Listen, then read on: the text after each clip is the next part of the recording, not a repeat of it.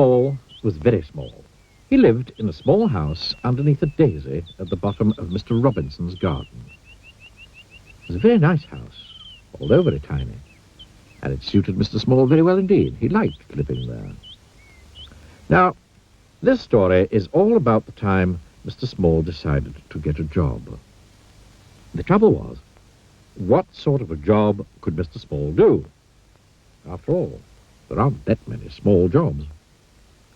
Mr. Small had thought about it for a long time, but hadn't had any ideas, not one. He was thinking about it now, while he was having lunch. He was having half a pea, 1 crumb, and a drop of lemonade. Mr. Small thought and thought while he was eating his big lunch, but it was no use. Thinking just made him thirsty. So he had another drop of lemonade. I know, he thought to himself. After lunch, I'll go and see Mr. Robinson and ask his advice. So after lunch, he left his house and walked to Mr. Robinson's house at the top of the garden. It was quite a long walk for somebody as small as Mr. Small, and halfway there he stopped for a rest. He sat on a pebble, feeling quite out of breath. A worm crawled by and stopped. "Good afternoon, Mr. Small," said the worm. "Good afternoon, Walter," said Mr. Small to the worm, whom he knew quite well. "Out for a walk, are you?" asked Walter. "Going to see Mr. Robinson," replied Mr. Small. "Oh," said Walter the worm, and crawled off. Walter was a worm of very few words. After he'd rested for a while, Mr. Small set off again and walked all the rest of the way to Mr. Robinson's house without stopping once. When he got there, he climbed up the steps to Mr. Robinson's back door. He knocked at the door. Nobody heard him. The trouble was, you see, that if you're as small as Mr. Small, you don't have a very loud knock. Mr. Small looked up. There, high above his head, was a doorbell. "How can I ring the bell when I can't reach it?" thought Mr. Small to himself. Just then, Mr. Small heard footsteps. It was the postman. The postman came to the door, posted his letters, and was just about to leave when he heard a voice. "Hello," said the voice. The postman looked down.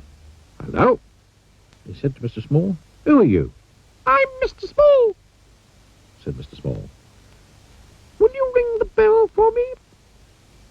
"Of course I will," replied the postman in answer to Mr. Small's question. And reaching out, he pressed the bell with his finger. "Thank you," said Mr. Small. "My pleasure," said the postman, and off he went. Mr. Small heard footsteps coming to the door. The door opened. Mr. Robinson looked out. "That's funny," he said. "I'm sure I heard somebody ring the bell." He was about to shut the door when he heard a little voice.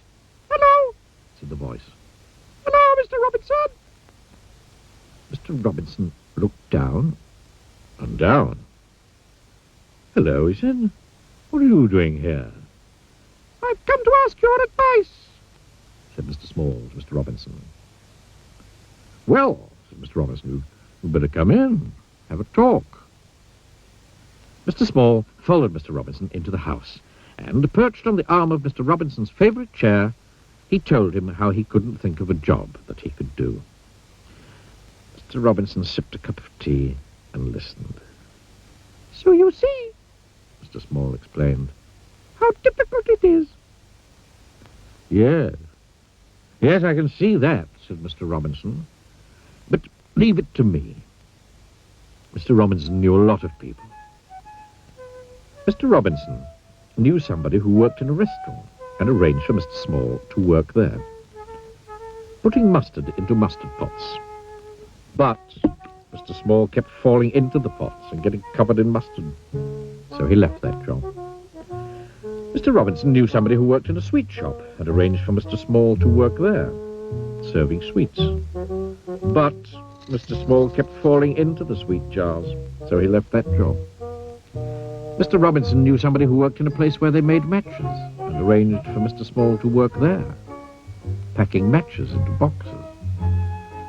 But Mr. Small kept getting shut in the boxes with the matches, so he left that job. Mr. Robinson knew somebody who worked on a farm and arranged for Mr. Small to work there, sorting out the brown eggs from the white eggs. But Mr. Small kept getting trapped by the eggs, so he left that job. "What are we going to do with you?" Mr. Robinson asked Mr. Small one evening. "Don't know," said Mr. Small in a small voice. "I've got one more idea," said Mr. Robinson.